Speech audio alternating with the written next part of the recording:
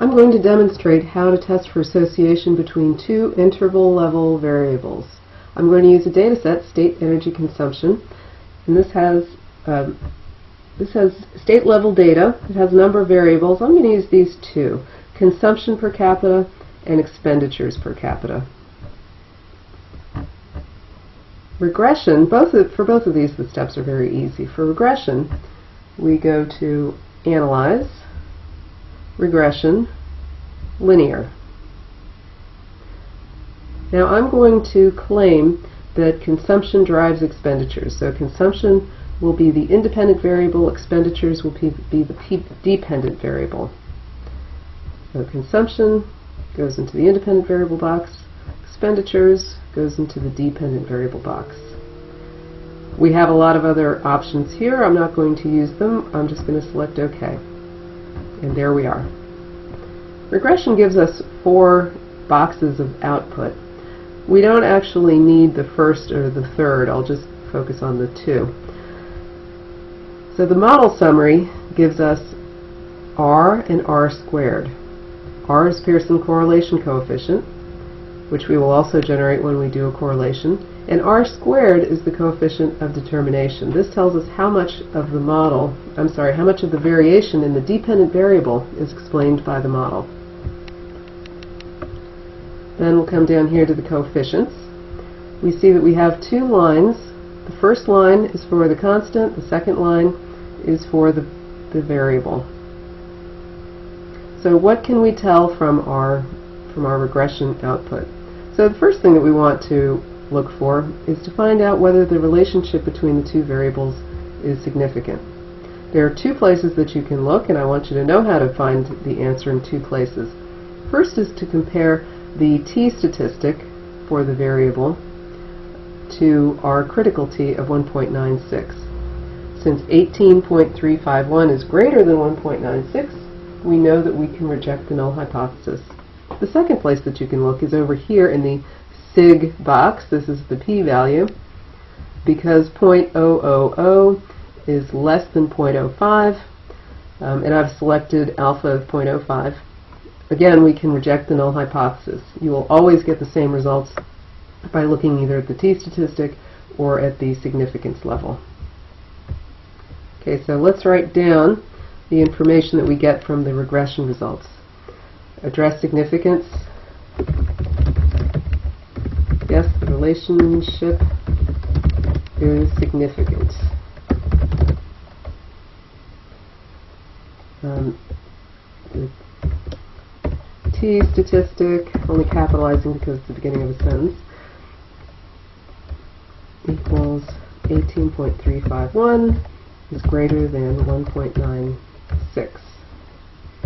Also, the p-value equals 0.00 is less than 0.05. Reject null, accept the alternative, conclude that there is a significant relationship between the 2 variables. This is a shorthand that I don't want you to engage in, but I also don't want you to spend this video watching me type and seeing how many mistakes I make. Second point, interpret the constant. Come back over here. The constant is 1785.543. The constant is the level of the outcome when the independent variable is equal to 0. So over here we would say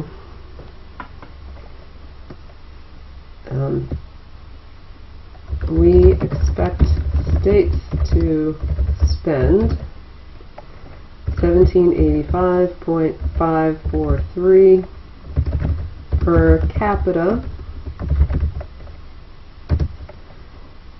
when consumption is 0.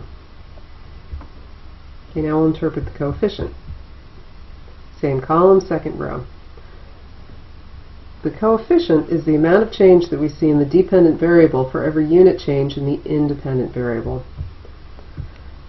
So what we'll say here is that spending increases by 8.686 for every unit increase